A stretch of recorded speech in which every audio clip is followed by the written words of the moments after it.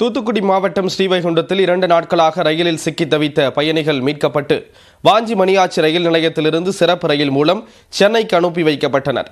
கடந்த 17ஆம் தேதி இரவு 8:30 மணியளவில் திருச்செந்தூரிலிருந்து சென்னைக்கு செந்தூர் விரைவு ரயில் புறப்பட்டது.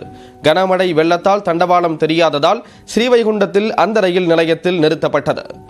பயணிகளின் சிரமத்தை முதலில் வெளிக்கொண்டு வந்த நியூஸ் 18 செய்திக்குழு முதல் நபராக ரயில் நிலையத்தையும் அடைந்தது. பின்னர் ரயிலில் சிக்கி தவித்தவர்கள் மீட்கப்பட்டு பேருந்துகள் மூலம் வாஞ்சி மணியாச்சி சந்திப்புக்கு அழைத்து வரப்பட்டனர். ரயில் பயணிகளுக்கு உணவு தண்ணீர் வழங்கப்பட்டு அனுப்பி வைக்கப்பட்டனர்.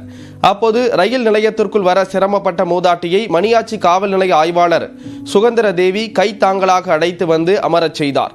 மேலும் ரயில் நிலையத்திற்கு அழைத்து வரப்பட்ட சிறுவன் ஒருவன் மயக்கமடைந்தான்.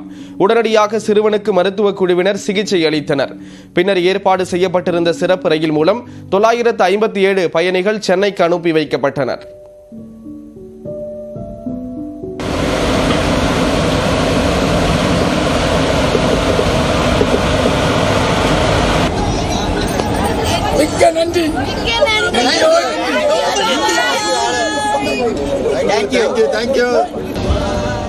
சப்போஸ் அந்த ட்ரெயினை அவங்க மூவ் பண்ணியிருந்தாங்கன்னா, அவங்களுக்கு தகவல் தெரியாமல் எடுத்திருந்தாங்கன்னா, எங்களுடைய நிலைமை எல்லாமே இப்போ ஒடிசாவில் நடந்த மாதிரி ஒரு ட்ரெயின் ஆக்சிடென்ட் மாதிரி இது தண்ணியில் வாட்டர் டிசாஸ்டரில் போயிருப்போம்.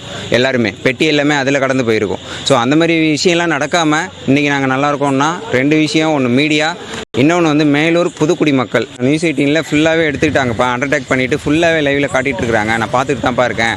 என்னுடைய அப்பா இப்போ ஒரு 2 மணி நேரத்துக்கு முன்னாடி நான் அங்கே ஸ்ரீவைகுண்டத்துலேருந்து கிளம்புறதுக்கு முன்னாடி பஸ்ஸில் ஏறும்போது அவங்க ஃபோனில் தகவல் தெரிவிக்கிறேன், இங்கேருந்து ரெஸ்கியூ டீம் எங்களை அழைச்சிட்டு போகிறாங்கன்னு.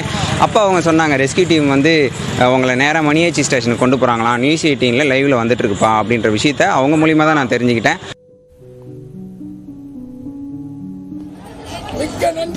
2 நாள் தவிப்பிற்கு பிறகு ரயில் பயணிகள் சென்னை நோக்கி புறப்பட்டு சென்றனர்.